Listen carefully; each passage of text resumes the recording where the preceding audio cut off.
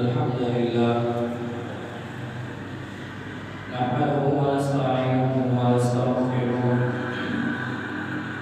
ونعوذ بالله من شرور أنفسنا ومن سيئات أعمالنا من يهده الله فلا مضل له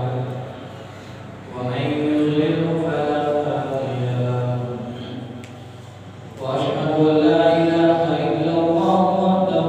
وحده لا شريك له وأشهد أن محمدا عبده ورسوله يا أيها الذين آمنوا اتقوا الله حق تقاته ولا تموتن إلا وأنتم مسلمون يا أيها الناس اتقوا ربكم الذي خلقكم من نفس واحدة وخلق منها زوجها وبث منهما رجالا كثيرا ونساء واتقوا الله الذي تساءلون به والأرحام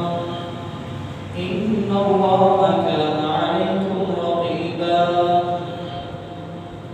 يا أيها الذين آمنوا اتقوا الله وقولوا قولا سديدا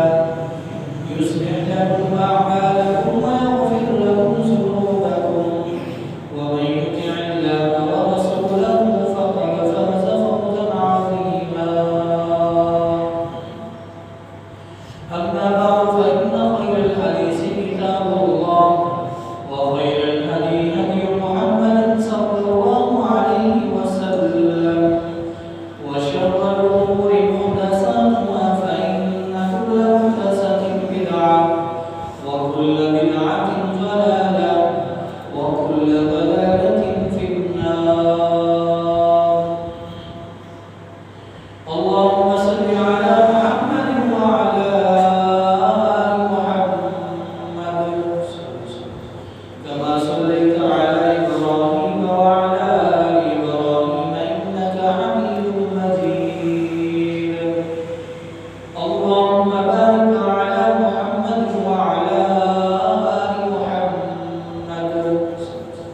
كما باركت على إبراهيم وعلى آل إبراهيم إنك حميد مجيد رب اشرح لي صدري ويسر لي أمري واحلل عقدة من لساني يفقهوا قولي رب زدني علما رب زدني علما رب زدني علما أعوذ بالله السميع العليم من الشيطان الرجيم من همزه ونفخه ونفثه بسم الله الرحمن الرحيم قد أفلح المؤمنون الذين هم في صلاتهم خاشعون والذين هم عن اللغو معرضون والذين هم للزكاة فاعلون والذين هم لفروجهم حافظون إلا على أزواجهم أو ما ملكت أيمانهم فإنهم غير ملومين سبحان ربك رب العزة عما يصفون وسلام على المرسلين والحمد لله رب العالمين.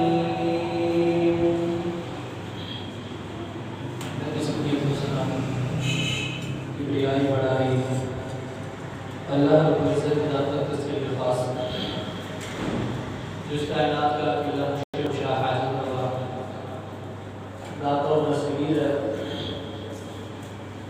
اطلاق اللہ رب السلام آقا دو جہان امام الانبیاء امام الہدا امام اعظم جناب محمد رسول اللہ صلی اللہ علیہ وآلہ وسلم ذات قسمت عمل سے زندگی بنتی ہے جنت بھی جہنم بھی یہ خاکی اپنی فطرت میں نہ ہوئی نہ نہ انسان دنیا کے اندر جس قدر مرضی علم حاصل کر لے، محنت اور کوشش کر لے، اس وقت تک انسان کو کامیابی حاصل نہیں ہونی جب تک انسان عمل نہیں کرے گا۔ اس وقت تک نہ دنیا میں انسان کامیاب ہو سکتا ہے اور نہ آخرت میں ان لوگوں کی صف میں شامل ہو سکتا ہے جنہیں اللہ تعالیٰ نے رکھا ہے۔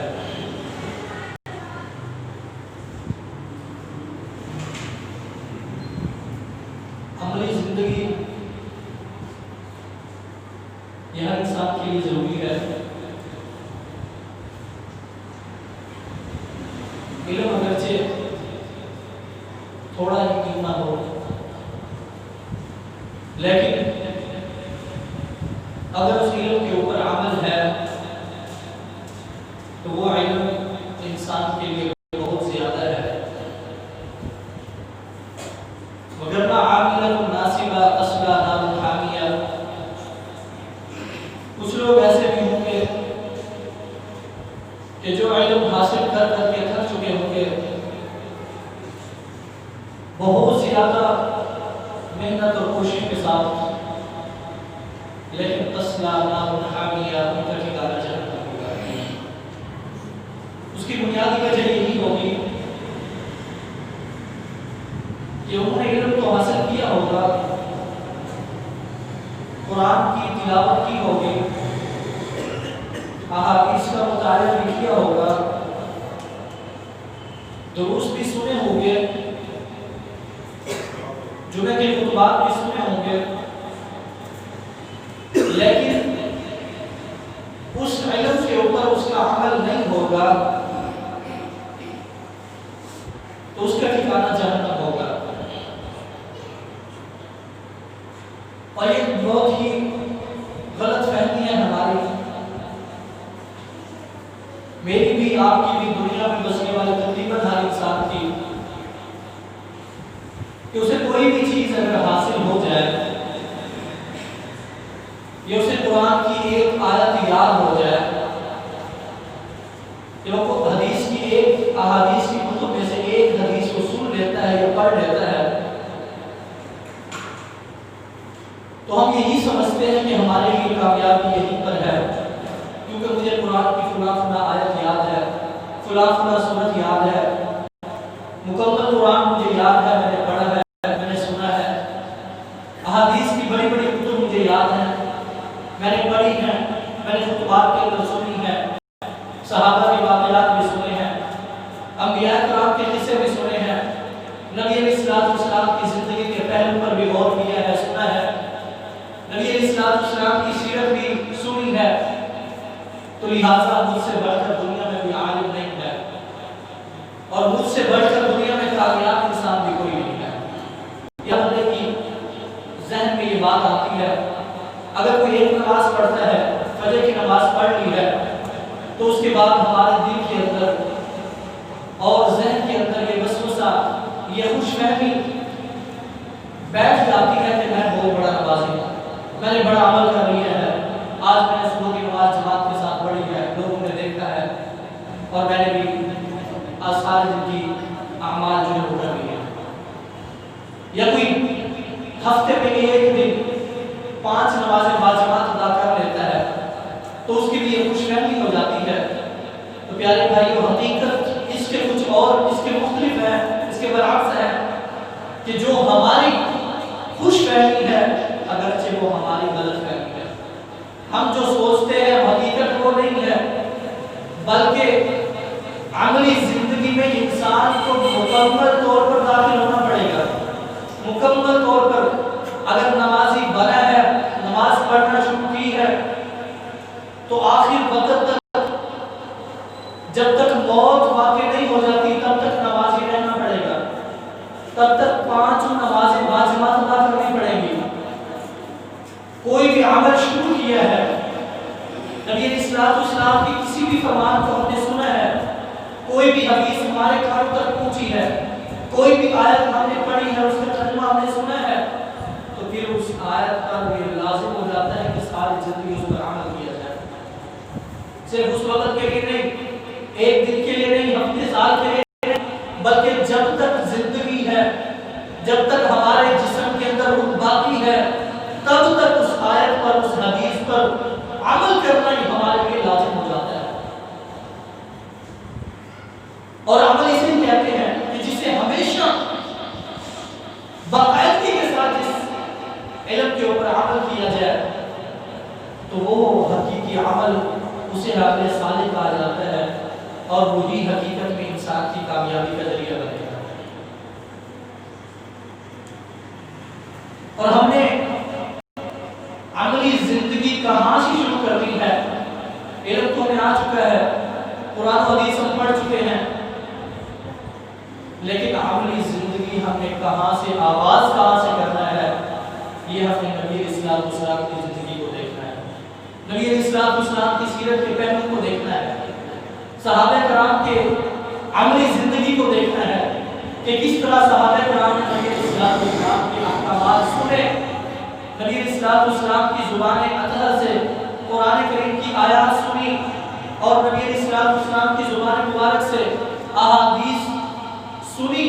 اور کس طرح انہوں نے عمل کر کے لایا ہے، یہ ہمیں صحابہ کرام کی زندگی سے دیکھنا پڑے گا۔ اور سب سے پہلے نبی علیہ السلام کی زندگی ہمارے لیے اسوہ حسنہ ہے، آئیڈیل ہے، نمونہ ہے۔ اللہ تعالیٰ نے قرآن کریم کے اندر سورہ المومنون کی سب سے پہلی آیت فرمایا قد افلح المؤمنون، تحقیق فلک پا گیا، کامیاب ہو گیا مومن۔ اس آیت پر ہم ذرا غور کریں، حضرت عائشہ رضی اللہ تعالی عنہا فرماتی ہیں کہ اس آیت کے سب سے پہلے مصداق پیارے پیغمبر جناب محمد رسول اللہ صلی اللہ علیہ وآلہ وسلم کی ذات اقدس ہے کہ اللہ تعالیٰ نے نبی علیہ السلام کو دنیا میں مبعوث فرمایا، اور اس کے بعد نبوت کے اعلیٰ مرتبے پر فائز کیا۔ نبی علیہ السلام نے اللہ تعالیٰ کی ربوبیت کو تسلیم کیا، اللہ تعالیٰ کی الوہیت کا اقرار کیا، اس کو تسلیم کیا، اللہ تعالیٰ کے اسماء و صفات کو مانا، دل کے ساتھ تسلیم کیا، اور پھر اس کے بعد نبی علیہ السلام نے اللہ تعالیٰ کی ربوبیت، اللہ تعالیٰ کی الوہیت کے بارے میں لوگوں کو دعوت دی، لوگوں کو توحید کی طرف بلایا کہ وہی ایک اللہ ہے جس سے میں نے پہچانا ہے، وہی رب ہے، رضیت باللہ رب و بالاسلام دینا، کہ میں دل کے ساتھ راضی ہو گیا ہوں کہ وہی ہمارا رب اللہ ہی ہے۔ تو نبی علیہ السلام نے دل کے ساتھ اس بات کو تسلیم کیا، اور اسی بات کی دعوت لوگوں میں دی، اعلان کیا قولوا لا الہ الا اللہ، لا الہ الا اللہ پڑھ لو، لا الہ الا اللہ کا اقرار کر لو، کیونکہ اسی کے اندر کامیابی ہے۔ میرا مشاہدہ ہے، میں نے اس بات کو جانچ لیا ہے کہ اس اللہ کے علاوہ کوئی معبود نہیں ہے، اس اللہ کے علاوہ کوئی خالق نہیں ہے۔ نبی علیہ السلام نے اللہ کی ذات کو نہیں دیکھا تھا، لیکن دل کے ساتھ تسلیم کیا، اس بات کی تصدیق کی، اور اس بات کی لوگوں کو دعوت بھی دی، لا الہ الا اللہ، ساتھ کامیابی بھی بتا دی کہ اگر لا الہ الا اللہ کا اقرار کرتے ہو، اگر اللہ کی الوہیت کو تسلیم کرتے ہو، اللہ کی ربوبیت کو مانتے ہو، تو تفلحو تملک العرب والعجم، کامیاب بھی ہو جاؤ گے اور عرب اور عجم کے مالک بھی بن جاؤ گے۔ عرب اور عجم کی بادشاہت بھی مل جائے گی، کامیابی بھی مل جائے گی۔ کامیابی صرف دنیا کی نہیں ملے گی بلکہ آخرت کی بھی کامیابی مل جائے گی، لیکن لا الہ الا اللہ کا دل کے ساتھ تسلیم کر لو، اس کو مان لو۔ حضرت ابو ہریرہ رضی اللہ تعالیٰ عنہ فرماتے ہیں کہ نبی علیہ السلام نے مجھے نصیحت کی، فرمایا ورضا بما قسم اللہ امر الناس، کہ ابو ہریرہ رضی اللہ تعالیٰ عنہ اللہ تعالیٰ کی تقسیم پر راضی ہو جائے، اللہ تعالیٰ کے فیصلوں پر راضی ہو جائے، جو اللہ تعالیٰ نے دیا ہے اس پر شکر ادا کر، جو اللہ نے نہیں دیا تب بھی اللہ کا شکر ادا کر، اللہ کے دیے ہوئے پر تکبر نہ کر، فخر نہ کر، بلکہ اللہ کا شکر ادا کر کہ اللہ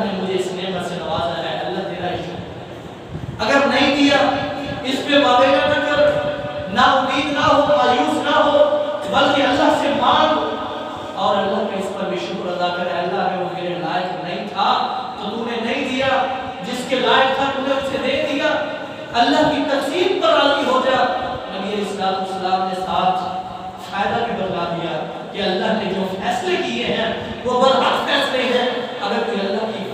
کے فیصلوں کے خلاف جاتا ہے تو وہ دنیا میں آخرت میں کبھی کامیاب نہیں ہو سکتا۔ اگر اللہ کے فیصلوں کو تسلیم کرتے ہو،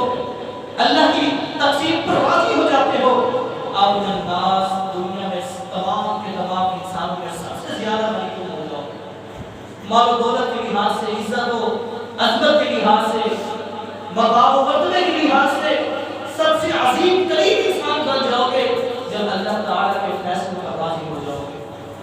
اور یہی سب سے بڑی ہماری خامی ہے کہ ہم اپنی طرف نہیں دیکھتے بلکہ دوسروں کی طرف ہماری نظریں ہوتی ہیں۔ اچھا فلاں کو اللہ نے گاڑی دی ہے، فلاں کے پاس بڑی گاڑی ہے،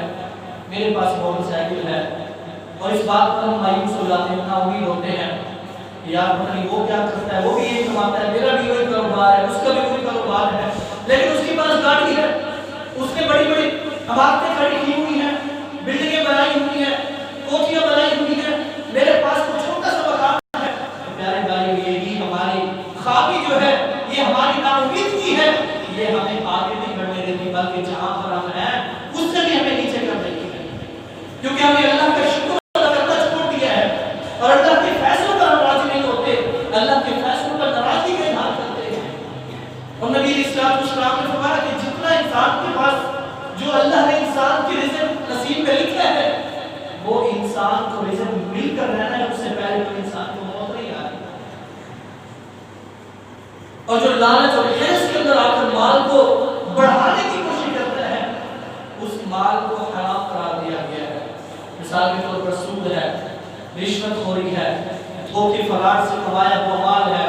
وہ اپنے نصیب سے بڑھ کر لینے کی کوشش کر رہا ہے، اس لیے اللہ تعالیٰ نے اس مال کو اس کے لیے حرام قرار دے دیا۔ تو اس لیے جو اللہ نے دیا ہے اس پر اللہ کا شکر ادا کریں، اس پر اللہ راضی ہو جائے،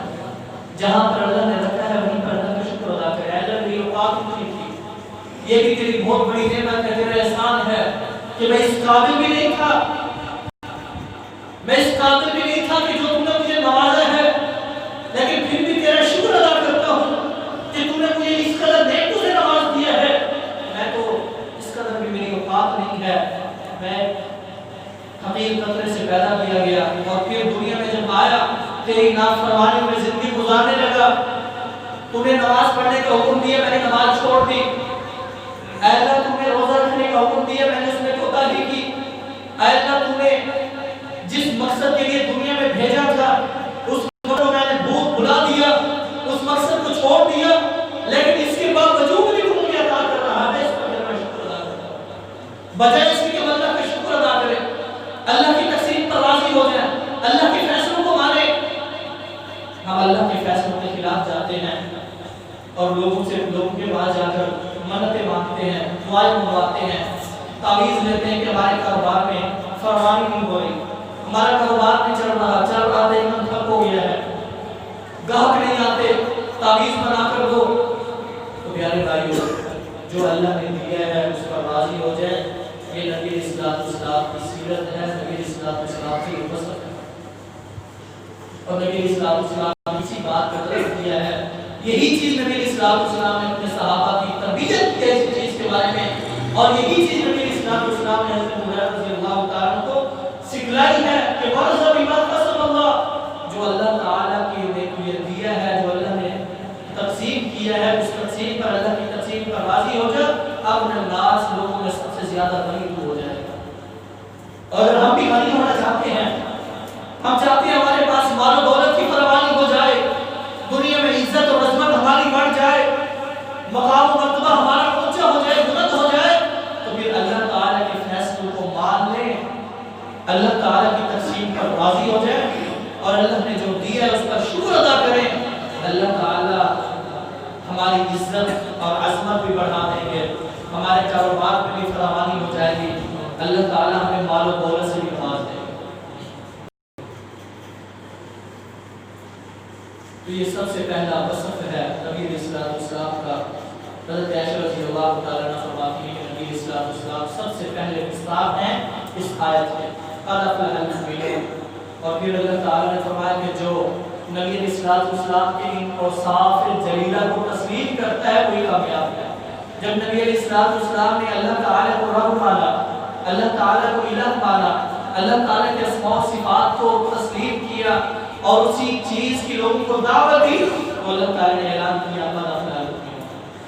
تاکہ تم کامیاب ہو چکے ہو، تم فلاح پا گئے ہو، دنیا میں بھی تمہارے لیے کامیابی اور کامیابی ہے اور آخرت میں بھی تمہارے لیے کامیابی اور کامیابی ہے۔ دوسرا وصف اللہ تعالیٰ فرماتے ہیں الذین هم فی صلاتهم خاشعون، اور وہ لوگ بھی کامیاب ہو گئے،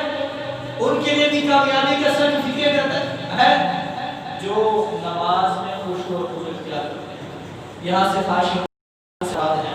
ایک خاشعون بمعنی خائف اور دوسرا خاشعون بمعنی صادق۔ خائفون کہ جب نماز میں کھڑے ہوتے ہیں، جب نماز پڑھتے ہیں تو دل میں اللہ کا خوف پیدا ہو جاتا ہے، اللہ کے خوف کے ساتھ نماز ادا کرتے ہیں، لوگوں کو دکھلانے کے لیے نہیں، لوگوں کو خوش کرنے کے لیے نہیں، والدین کو خوش کرنے کے لیے نہیں، بچے کی ماں کو خوش کرنے کے لیے نہیں، عزیز و اقارب کو خوش کرنے کے لیے نہیں کہ یہ فلاں شخص نماز پڑھ نہیں آتا، اس وجہ سے نہیں، بلکہ خوف خدا ہوتا ہے دل کے اندر کہ میں اگر نماز نہیں پڑھوں گا تو کل قیامت میں اللہ تعالیٰ نے مجھ سے سوال کرنا ہے۔ اور جب نماز کے لیے آ چکا ہے پھر بھی دل کے اندر اللہ کا خوف جب تک بیدار نہیں ہوگا اس نماز کا بھی کوئی فائدہ نہیں ہے۔ وگرنہ جیسی ہم نمازیں پڑھتے ہیں الذین هم فی صلاتهم هم ساہون، سستی اور کاہلی کا شکار ہو کر نماز اس طرح پڑھتے ہیں تو اس نماز سے کوئی فائدہ نہیں ہے، نماز شروع کر دی ہے، اللہ کا خوف نہیں ہے، دل میں وسوسے آ رہے ہیں، کاروبار کے بارے میں سوچ رہے ہیں، دنیا کے بارے میں سوچ رہے ہیں، دنیا کے خیالات، گھر کے خیالات، تمام چیزوں کے خیالات نماز میں آ رہے ہیں، اس نماز کا فائدہ نہیں ہے۔ اور جو نماز پڑھتا ہے اللہ کے خوف کی وجہ سے، جس کے دل میں خوف پیدا ہو جاتا ہے نماز کے وقت، اس سے وسوسات نہیں آتے، اس سے دوسرے چیزوں کے خیالات نہیں آتے۔ نبی علیہ السلام کس قدر اللہ تعالیٰ سے خائف ہوتے تھے، کس قدر نماز اللہ کے خوف کی وجہ سے پڑھا کرتے تھے۔ صحابی نبی علیہ السلام کی نماز کا منظر بیان کرتے ہیں، فرماتے ہیں کہ میں نے دیکھا نبی علیہ السلام نماز پڑھ رہے ہیں اور آپ اس قدر آپ کی آنکھوں سے آنسو جاری ہیں، آپ زار و قطار نماز میں رو رہے ہیں اور آپ کے رونے کی آواز اس قدر بلند ہو چکی ہے جیسے آگ کے اوپر کوئی ہنڈیا ابل رہی ہو، ہنڈیا کے اندر پانی یا کوئی چیز ابل رہی ہو، اس قدر نبی علیہ السلام سے آوازیں آ رہی تھی رونے کی وجہ سے، اللہ کے خوف کی وجہ سے۔ جب ہماری نماز کی ایسی کیفیت بنے گی پھر ہی ہمارے لیے کامیابی ہے، پھر ہم اس آیت کا مصداق بن سکتے ہیں۔ قد افلح المؤمنون کا حضرت عائشہ رضی اللہ تعالی عنہا فرماتی ہیں کہ جب نماز کا وقت ہوتا تو نبی علیہ السلام کی کیفیت یہ ہو جاتی تھی گویا کہ آپ ہمیں پہچانتے ہی نہیں ہیں۔ جب اللہ کی صدا نبی علیہ السلام کی کان میں پڑتی تھی آپ ہم سے اس قدر بیگانہ ہو جاتے تھے گویا ہمیں پہچانتے نہیں ہیں۔ اور پھر نبی علیہ السلام جب نماز پڑھا کرتے تھے آپ پر نقط تاری ہو جایا کرتی تھی، آنکھیں نم ہو جایا کرتی تھی، آنکھوں سے آنسو جاری ہو جایا کرتے تھے اللہ کے خوف کی وجہ سے۔ اور آج ہم اذان سنتے ہیں، مسجد کے ساتھ گھر ہے، مسجد کے سامنے گھر ہے، مسجد کے بائیں طرف گھر ہے، لیکن اذان سن کر ہی گھر کے اندر بیٹھے ہیں، کاروبار کے اندر مصروف ہیں، دکانوں پر بیٹھے ہیں، گاہک کو ڈیل کر رہے ہیں، لیکن اس اللہ تعالیٰ کی صدا پر ہم لبیک نہیں کہتے۔ اس چیز کے ہم مسلمان ہیں، کون سا ہم عمل کرتے ہیں، کون سی ہم نبی علیہ السلام کے ساتھ محبت کا اظہار کرتے ہیں، کون سی سیرت کو ہم تسلیم کرتے ہیں، کون سے ہمارے نعرے اور دعوے ہیں کہ حکمت رسول پر جان بھی قربان ہے، ناموس رسالت پر ہم جان قربان کرنے کے لیے تیار ہیں۔ نبی علیہ السلام کہ اگر کوئی ملعون خاکی بنے تو اس پر ہم جان قربان کرنے کے لیے تیار ہیں۔ یہ لازم ہے، یہ انسان کا ایمان ہونا چاہیے، عقیدہ ہونا چاہیے کہ نبی علیہ السلام کی ہم نے ناموس کی بھی حفاظت کرنی ہے، آپ کی حرمت حرمت کی بھی حفاظت کرنی ہے، لیکن ایسی حرمت اور ایسے دفاع کا کوئی فائدہ نہیں ہے کہ جب ہم نے اپنے آپ کو نبی اسلام والسلام کی سیرت کے مطابق بھی ڈھانچا، اپنے جسم کو، اپنے اس ڈھانچے کو نبی اسلام والسلام کی سیرت کے عین مطابق ہم نے نہیں نبھایا، تو پھر ایسی کیسی محبت ہے، پھر کیسے دعوے ہیں، پھر کیسے نعرے ہیں؟ تو یہ نبی اسلام والسلام کی صفت ہے، آپ کی سیرت ہے، آپ کا وصف ہے کہ جب اذان ہوا کرتی تھی، اللہ تعالیٰ کی صدا کانوں میں پڑتی تھی، آپ گھر کو بھول جایا کرتے تھے، اور نماز میں یہ کیفیت ہوتی تھی اللہ کے خوف کی وجہ سے کہ نبی علیہ السلام کی آنکھوں سے آنسو جاری ہو جائے گا۔ آج ہم میں سے کتنے لوگ ہیں جو نماز پڑھتے ہوئے روتے ہیں؟ کتنے ایسے لوگ ہیں کہ جن کی جب اذان ہوتی ہے ان کی یہ کیفیت ہوتی ہے کہ گھر کو بھول جاتے ہیں، کاروبار کو بھول جاتے ہیں، دکان اپنے کاروبار سب کچھ بھول کر صرف اور صرف اللہ کے لیے وقت نکالتے ہیں، مسجد کی طرف دوڑ کر آتے ہیں۔ کون کتنے ایسے لوگ ہیں؟ لاکھوں میں سے ایک ایسا بندہ آج ہمیں ملے گا، لاکھوں میں سے ایک، شاید لاکھ میں نے کہا کہے ہیں کہ جس کی یہ کیفیت ہو کہ جان یہاں پر اذان ہو اور فوراً اپنے کام کاج چھوڑ کر دوڑتا ہوا مسجد کی طرف آئے، جیسے صحابہ کرام کی کیفیت ہوتی تھی کہ جیسے اذان ہوتی جسم کانپنے لگتے تھے، اللہ کے خوف کی وجہ سے کانپنے لگتے تھے۔ آج ہمیں دنیا کے اندر ایس ایچ او کی طرف سے یا D S P, D C وغیرہ کی طرف سے اگر ہمیں نوٹس مل جائے کہ آپ نے فوراً تھانے میں پہنچنا ہے، تو کیسی ہماری کیفیت ہو جاتی ہے، پتہ نہیں کیا بنے گا، پتہ نہیں کس لیے بلایا ہے، پتہ نہیں کون سے میرے اوپر کیس پڑ گیا ہے، کس وجہ سے انہوں نے مجھے یاد کیا ہے۔ تو پیارے بھائی، وہ اللہ تعالیٰ کی ذات کا خوف ہمارے دل میں کیوں نہیں آتا؟ لیمن الملک اليوم، جس دن اللہ تعالیٰ آسمان اور زمین، ساتوں آسمان ساتوں زمینیں ہاتھ کے اندر اٹھا کر کہیں گے لیمن الملک اليوم، بتاؤ کون ہے بادشاہ دنیا کے اندر جو اپنے آپ کو بادشاہ تسلیم کرتا تھا، اپنے آپ کو سلطنت کا حکمران کہتا تھا، کہاں ہے وہ؟ آج صرف اور صرف میں ہی اکیلا بادشاہ ہوں۔ تو اس بادشاہ، اس خالق، اس مالک اور رازق سے کس قدر ہم ڈرتے ہیں؟ پیارے بھائیو، یہ نبی علیہ السلام کی وصف ہے الذین هم فی صلاتهم خاشعون، کہ جب نماز پڑھنی ہے تو اللہ کا خوف دل کے اندر ہونا ضروری ہے، اور ہر وقت انسان کا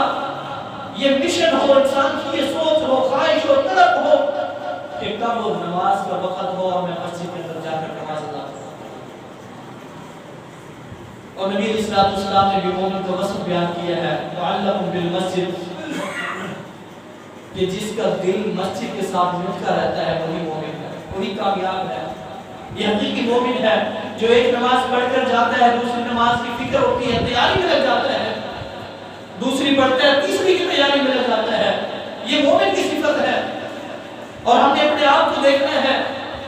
کہ نبی اسلام کی سیرت، آپ کی اس وصف ہم کس قدر مانتے ہیں، اور صحابہ کرام کی سیرت ہم کس قدر اپناتے ہیں۔ تو یہ دوسری نبی علیہ السلام کی صفت کا پہلو ہے۔ پہلا قد افلح المؤمنون، نبی علیہ السلام نے اللہ تعالیٰ کی ربوبیت کو تسلیم کیا اور لوگوں میں اس کی دعوت دی، اور اللہ تعالیٰ نے نبی علیہ السلام کو قد افلح المؤمنون کا لقب عطا کیا۔ اور دوسرا نبی علیہ السلام کا وصف ہے الذین هم فی صلاتهم خاشعون، کہ جب بھی نماز میں کھڑے ہونا ہے ان کے خوف کی وجہ سے کھڑے ہونا ہے، لوگوں کو دکھلانے کے لیے نہیں۔ اور خاشعون کا دوسرا مطلب ساکن ہے، یعنی اطمینان کے ساتھ، سکون کے ساتھ، خشوع و خضوع کے ساتھ نماز ادا کرنا۔ نبی علیہ السلام مسجد نبوی کے اندر بیٹھے ہیں، ایک صحابی آتے ہیں، نماز ادا کی،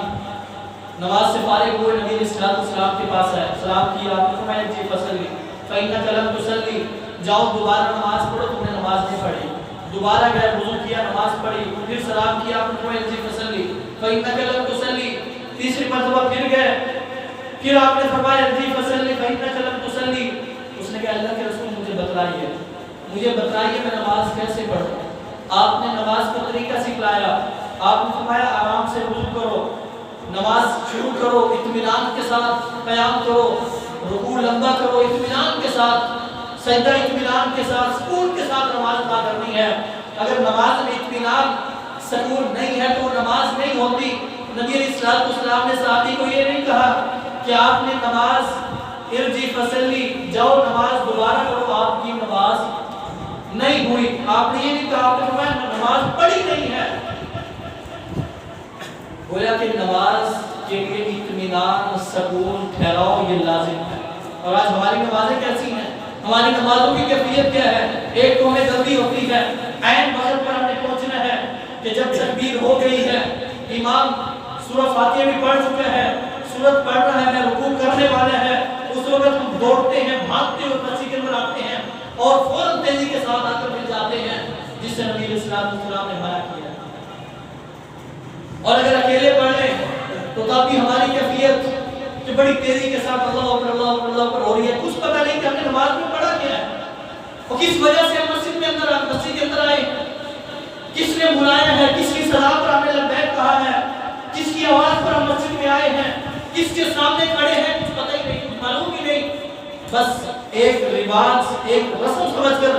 ہم نماز ادا کرتے ہیں اور جلدی جلدی تیزی کے ساتھ قیام بھی کیا، رکوع بھی کیا، سجدہ بھی کیا. نہ پتہ ہے رکوع میں کون سی دعائیں پڑھنی ہے، نہ پتہ ہے نبی علیہ السلام نے رکوع کیسے کیا ہے، نہ پتہ ہے نبی علیہ السلام نے سجدہ کیسے کیا ہے، دعائیں کون سی پڑھنی ہے. بس تیزی کے ساتھ ایک سیکنڈ لگا نماز پڑھ کے ہو گئی. ایسی نماز کا فائدہ نہیں ہے. نماز میں اطمینان، سکون، ٹھہراؤ یہ لازم ہے. یہ نبی علیہ السلام کا وصف ہے، یہ اوصاف جلیلہ میں سے ہے. یہی نبی صحابہ کرام کا بھی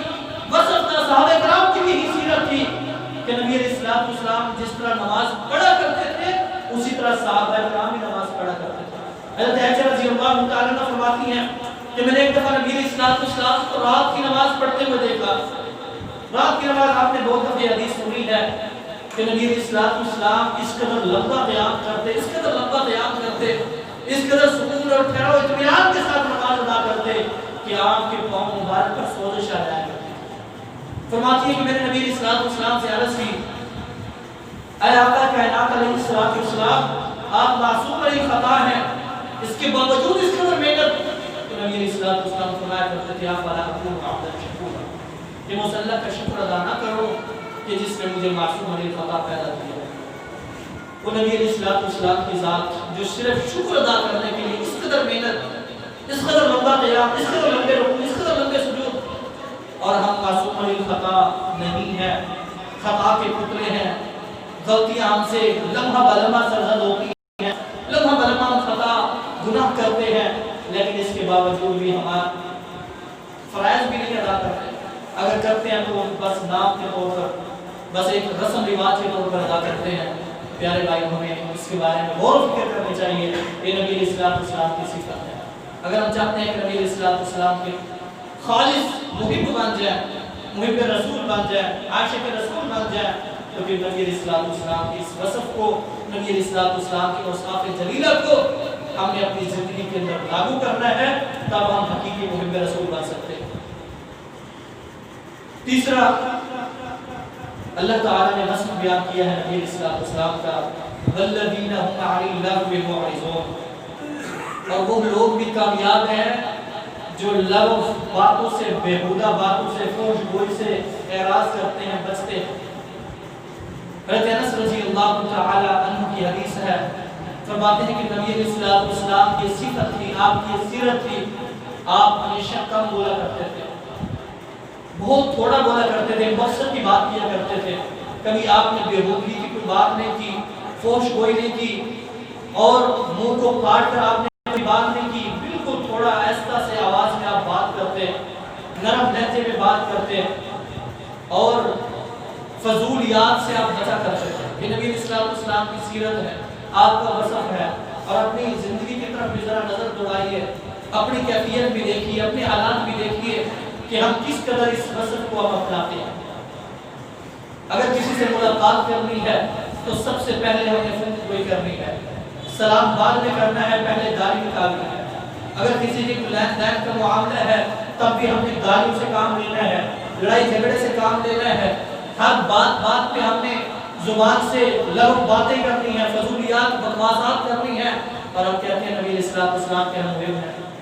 پیارے بھائی، ایسی محبت نہیں ہوتی. اگر ہم محبت کرنا چاہتے ہیں تو نبی علیہ السلام کی سیرت کو اپنائیں. نبی علیہ السلام کم گفتگو کیا کرتے تھے، کم بولا کرتے تھے، مقصد کی بات کرتے تھے، کسی سے لڑائی جھگڑا نہیں کرتے تھے، کسی سے اونچی آواز میں بات نہیں کیا کرتے تھے۔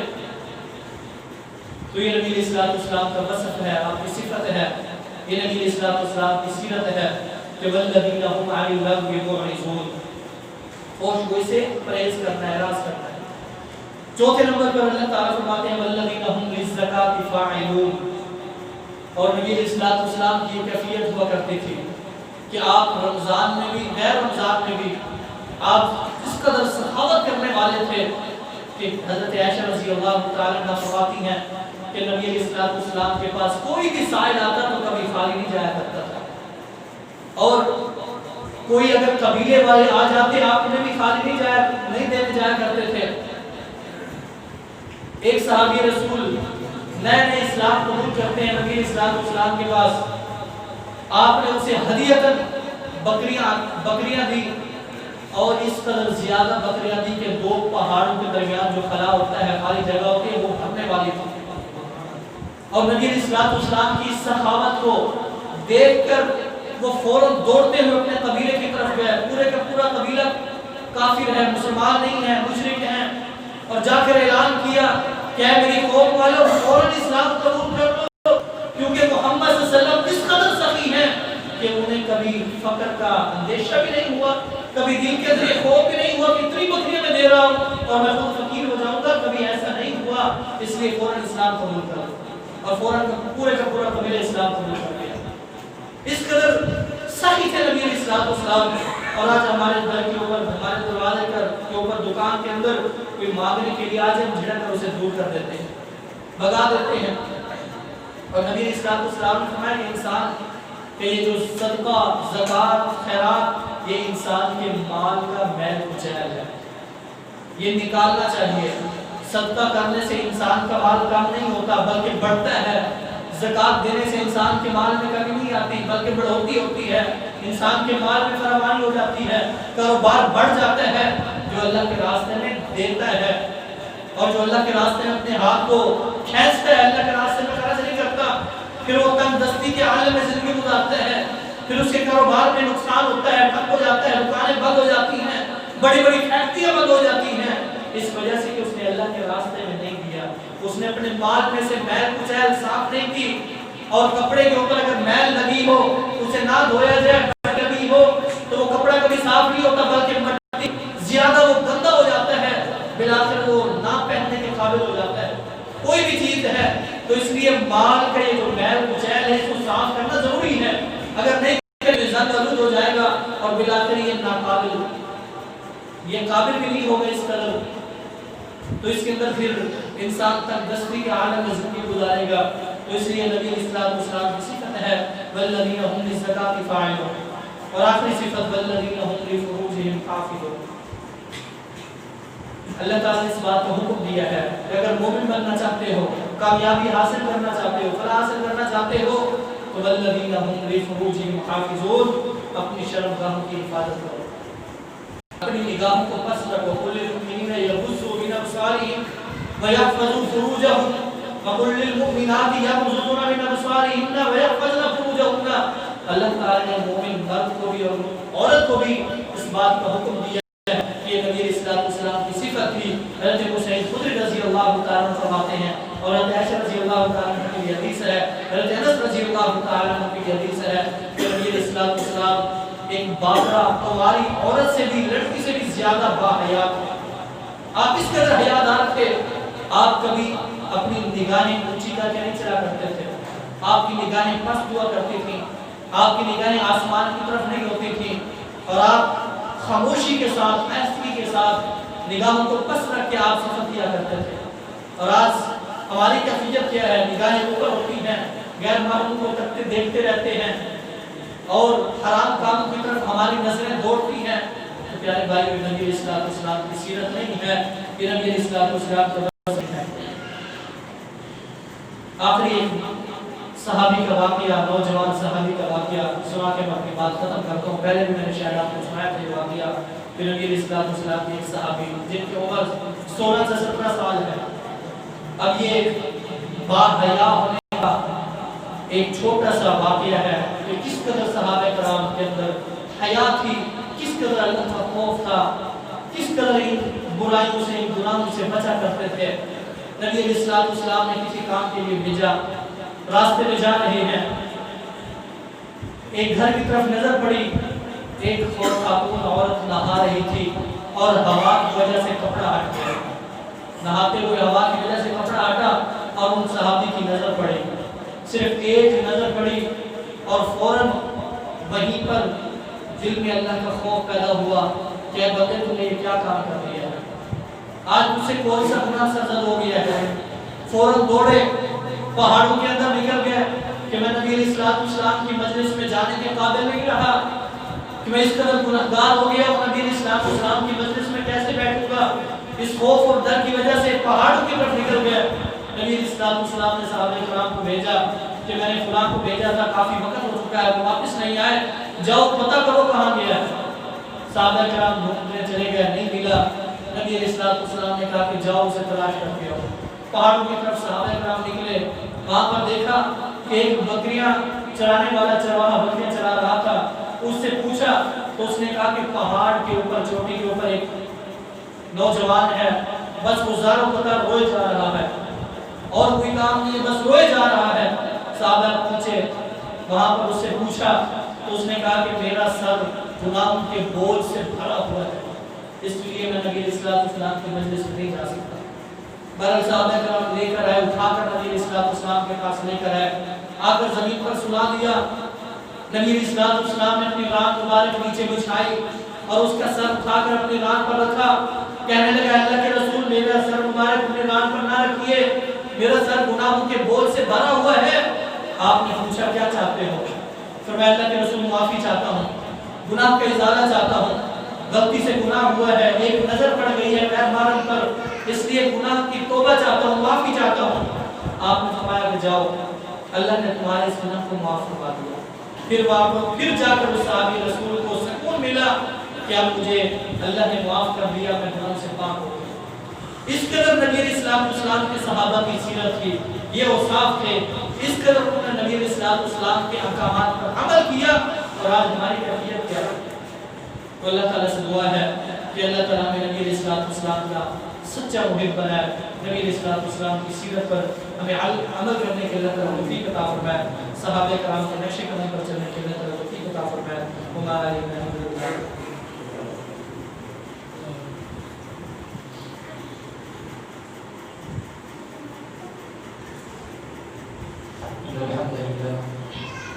نحمده ونستعينه ونستغفره ونعوذ بالله من شرور انفسنا ومن سيئات اعمالنا، من يهده الله فلا مضل له ومن يضلل فلا هادي له، واشهد ان لا اله الا الله وحده لا شريك له، واشهد ان محمدا عبده ورسوله، اما بعد فان خير الحديث كتاب الله وخير الهدي هدي محمد صلى الله عليه وسلم، وشر الأمور محدثاتها فإن كل محدثة بدعة وكل بدعة ضلالة وكل ضلالة في النار۔ اللهم صل على محمد وعلى آل محمد كما صليت على إبراهيم وعلى